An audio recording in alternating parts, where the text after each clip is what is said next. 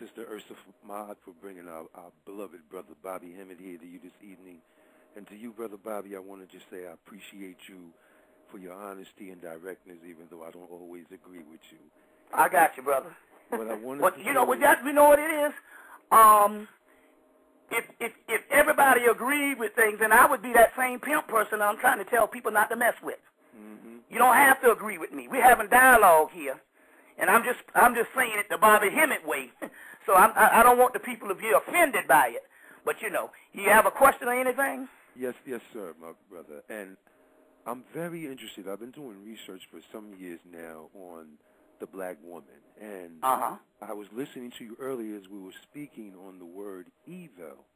And for me, a lot of times in studying etymology, I just try to look at it in different ways. So not just with the spelling, but with the sound of it and how that comes to me. So I was thinking on the word evil, and the Eve to me is associated with the darkness, the blackness, the melanin, the coming into being, the feminine black goddess, and that El being God.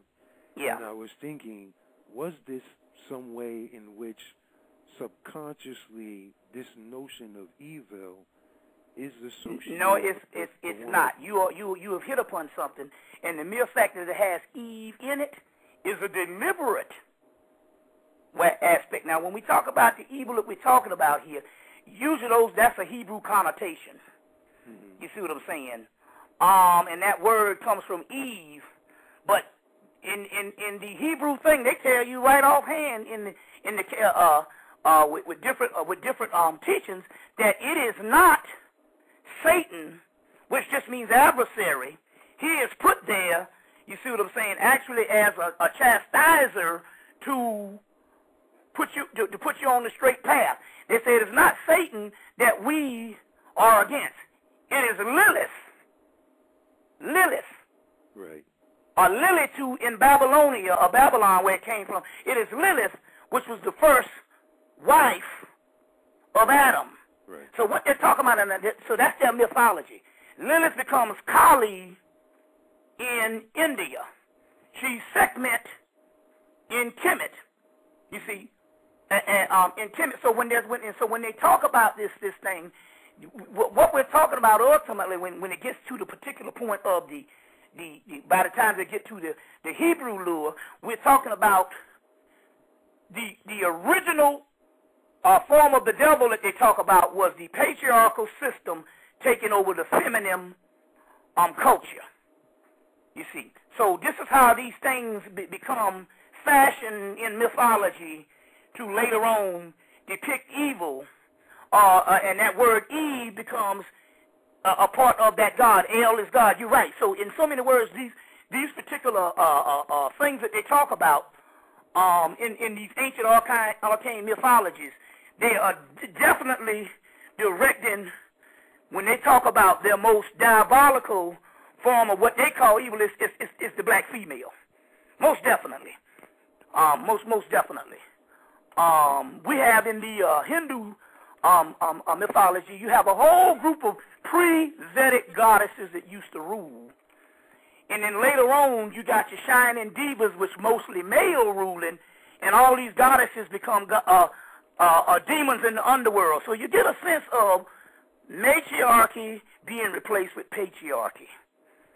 You see, and all. So that's exactly what's going on. There's a lot of studies on that. There's a lot of studies on that. But now let's go to another aspect.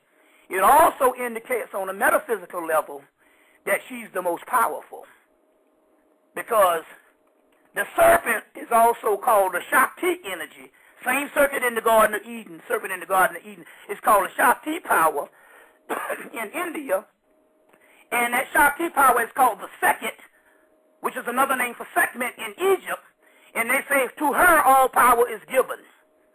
So a lot of times when they're expressing this origin of evil, they're talking about the most potent kind of power, like gasoline versus water, bleach versus Kool-Aid. You see what I'm saying? And just so happen that the most powerful aspect of that falls with the female. You see what I'm saying? Even when you get your menstrual rights, they say you don't need to mess around with her when she's on her menses. It's not that the menses is evil. It means it's her most powerful time. So that's the time when the melanin, the night hormones, is going through the body at 12 o'clock at day. So here it is. You have a night hormone, which is melatonin. In the daytime, it's serotonin, which is both forms of melanin. But when she's on her menses, she has these night hormones going through her body 12 o'clock a day, and then you can understand when she has a mood change. You see, if you're walking down the street and a hormone of sleep comes through you in the middle of the daytime, you would be moody too.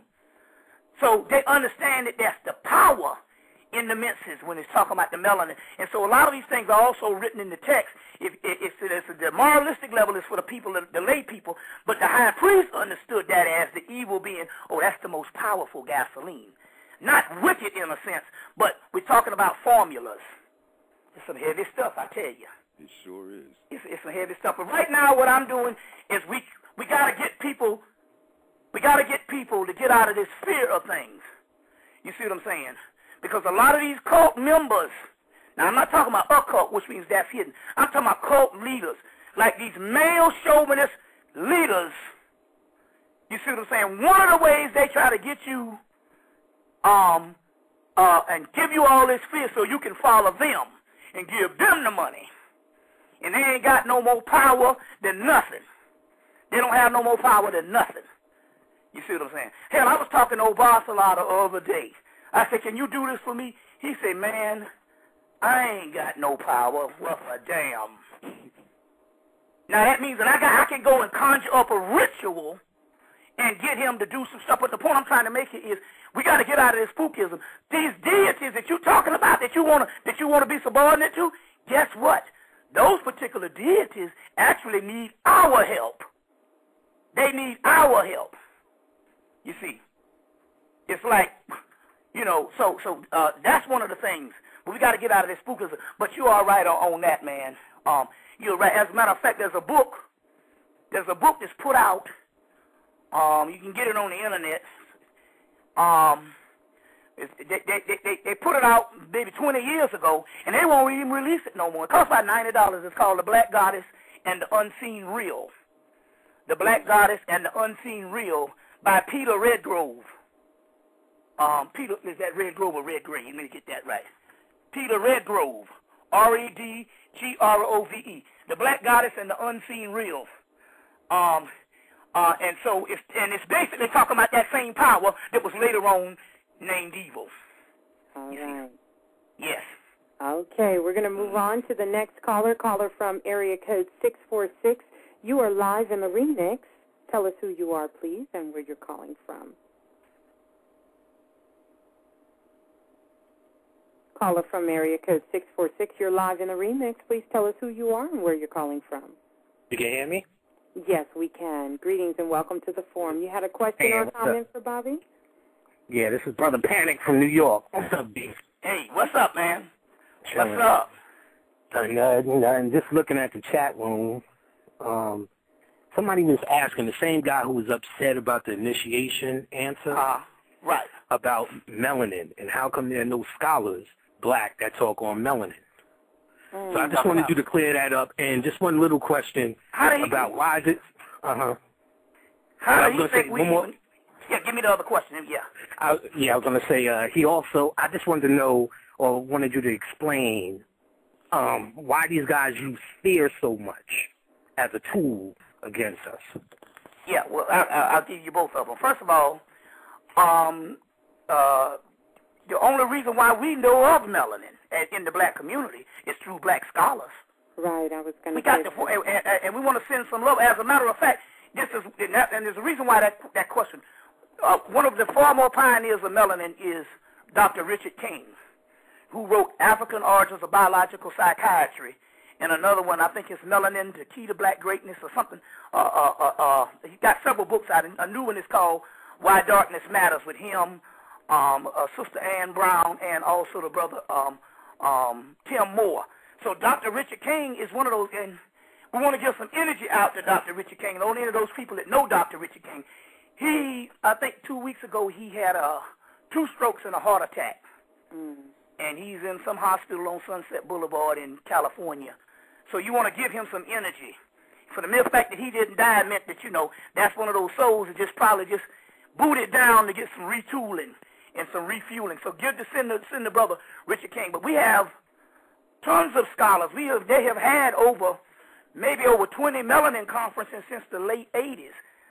I have attended at least 5 of them myself. And there's tons of scholars on the research of that, and there's tons of scholars that wrote on that, even Jewel Pookrum, Tim Moore, Richard King, Carol Boyne's book. I think his is Melanin Key to Black Greatness. There's tons of those. You just got to, you know. So as a matter of fact, it is the white scholars that only within the last 3 years that started talking about it. A lot of times in most of the 90s, they wouldn't even mention it in their books in relationship to metaphysics and also alchemy, which is the basis of the study of melanin. So yeah. Now, as far as the sphere goes, as far as the sphere goes, is this. People are talking about the Illuminati, and they're talking about all these secret societies that you don't know who these people are, where they live, or whatever, but we live our lives in fear now until it's become a religion. And what we don't realize is that is a part of the design of these societies to make you fear them when they are weak and have no more power. The only power they have is the illusion of fear. And we have bought this thing. You see what I mean? We have bought this thing. Case in point, we now know that the King Alfred plan was not a plan that was put out for white people and black people just so happened to get their hands on it.